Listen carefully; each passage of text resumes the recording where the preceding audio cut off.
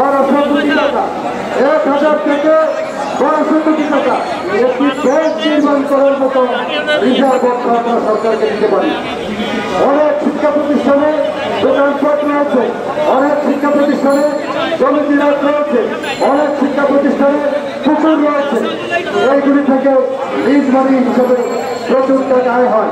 ওই ম্যানেজিং কমিটির নামে যেই দানবটি আমাদের কাছে বসে আছে, সেই দানবরা এই অর্থগুলি নয় করে দূর করে প্রতিষ্ঠান প্রধানদের মাধ্যমে টাকা নিয়ে প্রতিষ্ঠান প্রধানদেরকে চোর বানিয়ে ফেলছে।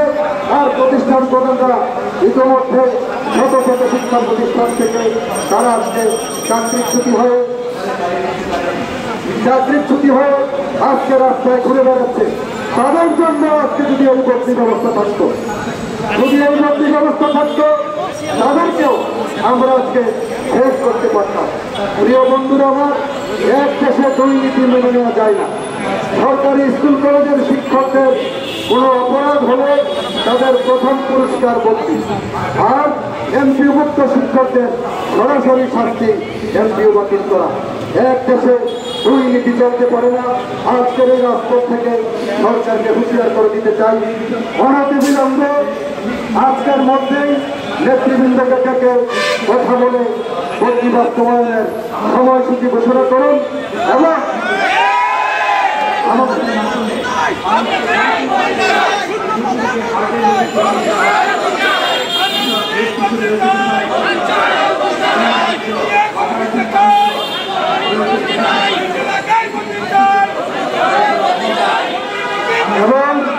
আমার যেই সারা বাংলার শত সহস্র শিক্ষককে আজকে চেয়ার ছেড়ে দিয়ে কথা বলতে কাটতে হচ্ছে, তাদের জরুরি ব্যবস্থা নিতে হবে।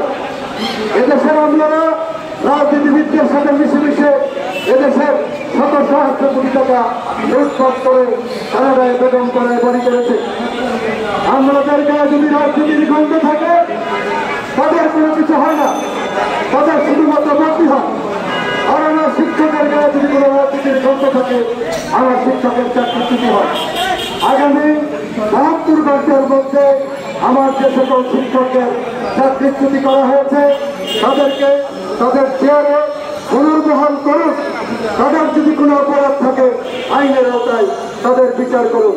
আগামী 72 ঘন্টার মধ্যে আমাদের চাকরিচ্যুত প্রধান শিক্ষকদেরকে, প্রিন্সিপালদেরকে তাদের শপথে পুনর্বহাল করে অপরাধী হলে আইনের আওতায় তাদের বিচারের আহ্বান জানিয়ে আমি আমার প্রাথমিক পর্বের বক্তব্য শেষ করছি।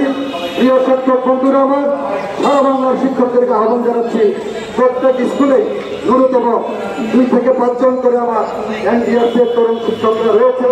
আগামী দিন থেকে প্রত্যেক বিদ্যালয় থেকে ন্যূনতম 3 জন করে শিক্ষক পাঠিয়ে আমার এই জাতীয় প্রস্তাবের অঙ্গনকে